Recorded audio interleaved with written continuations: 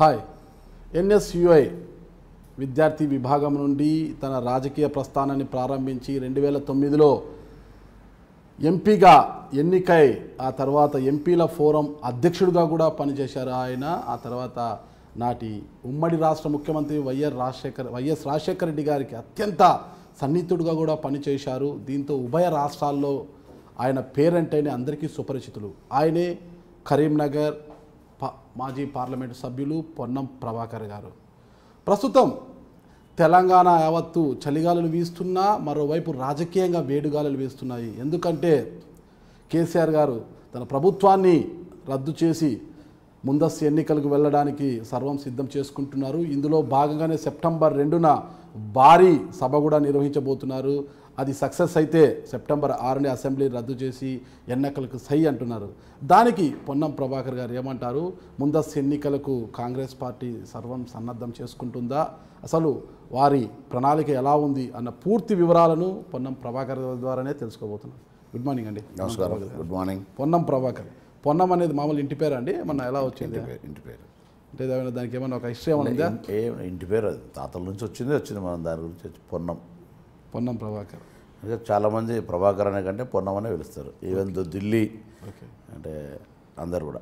పొన్నం ప్రభాకర్ గారు ఎంపీగా ఉన్నప్పుడు మంచి వాయిస్ అనమాట. అది పార్లమెంటులో కావచ్చు, ఇంటా బయట. ఇంటా అంటే పార్లమెంట్లో కావచ్చు, బయట అంటే ప్రజల మధ్యలో కావచ్చు, చాలా మంచి వాయిస్. ఎప్పుడు ప్రతిరోజు కూడా మీడియాలో మీరు కనిపిస్తూనే ఉండనమాట. ఏది చేసినా కూడా ఒక సంచలనంగా ఉండేది మీరు. అయితే ఇటీవల కాలంలో మీ వాయిస్ కాస్త తగ్గింది అంటున్నారు. కారణం ఏంటి అసలు? ఇప్పుడు ఎంపీగా మీరు ప్రాధాన్యత ఇచ్చినారు, మాజీ పార్లమెంట్ సభ్యుడిగా మీరు ప్రాధాన్యత ఇస్తలేరు. అంత ఒకటైతే ఆనాడు ఉద్యమము, ఈరోజు నియంతృత్వ ప్రభుత్వానికి వ్యతిరేకంగా పోరాడుతున్నప్పటికీ ఆ నియంతృత్వంలో ఇలా చూస్తూ ఉన్నారు మీడియాను ఏ విధంగా కంట్రోల్ చేయబడతా ఉన్నది అనేటువంటి చూస్తూనే మళ్ళీ సోషల్ మీడియాలో కూడా దాన్ని కూడా కంట్రోల్ చేయాలనేటువంటి ఒక కాన్స్పిరసీ మైండ్ సెట్ ఉన్నటువంటి వాళ్ళ దగ్గర ఎంత మాట్లాడి ఇవాళ కూడా కాంగ్రెస్ పార్టీకి సంబంధించి తెలంగాణలో మాట్లాడే గట్టిగా ప్రభుత్వాన్ని వ్యతిరేకించే దాంట్లో నేను ఒక్కరిని. సరే, కవరేజ్ ఇష్యూ వస్తే నేనేం జవాబు చెప్పగలుగుతాను. కారణం ఏంటంటే పొన్నం ప్రభాకర్ మాట్లాడితే స్టేట్ లెవెల్ వస్తున్నాయి ఇంతకుముందు, ఇప్పుడు జిల్లాలు వస్తూ ఉన్నది. సో ఏం చేస్తాం అంటే కారణం ఏంటి? ఎందుకు అలా తగ్గిపోతుంది అంటారు? అంతే తగ్గేది నేను చెప్తే వాయిస్లో వాగ్దాటి తగ్గిపోవడమా, లేకపోతే మీడియా మిమ్మల్ని విస్మరిస్తుంది అంటారా? ఇప్పుడు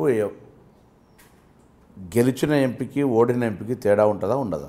అట్లనే గెలిచిన ఎంపీ మాట ప్రాధాన్యత వేరు, ఓడిన ఎంపీ మాట ప్రాధాన్యత వేరు. అంతే తప్ప నా వాగ్దాటి ఇయ్యాలటి వరకు కూడా నా అంత ఘాటుగా నేరుగా అంశాల మేరకు దానికి విత్ డాక్యుమెంట్గా విమర్శ చేస్తూ ఉన్నాం. అది కూడా డెమోక్రటిక్ లాంగ్వేజ్లో. ఇలా కేసీఆర్ గారు మాట్లాడుతున్నటువంటి భాషనో లేకపోతే ఇంకా కొంతమంది అటువంటి కాదు. నేను ఇవాళ కూడా చెప్తున్నాను కదా, ప్రజాస్వామ్యబద్ధంగా పార్లమెంటరీ లాంగ్వేజ్ లోపల బరాబర్గా ప్రభుత్వాన్ని ఎక్కడికక్కడికి నిలదీస్తూ ఉన్నాం, బరాబర్గా ప్రొటెస్ట్ చేస్తూ ఉన్నాం, మూమెంట్ చేస్తూ ఉన్నాం. అట్లా కాకుండా మా ఓటర్స్ని కలుసుకోవడం, విలేజ్లలో కూడా అన్నీ జరుగుతున్నాయి కార్యక్రమాలు. ఎక్కడ కూడా I'm full time politician, there is no other business for me.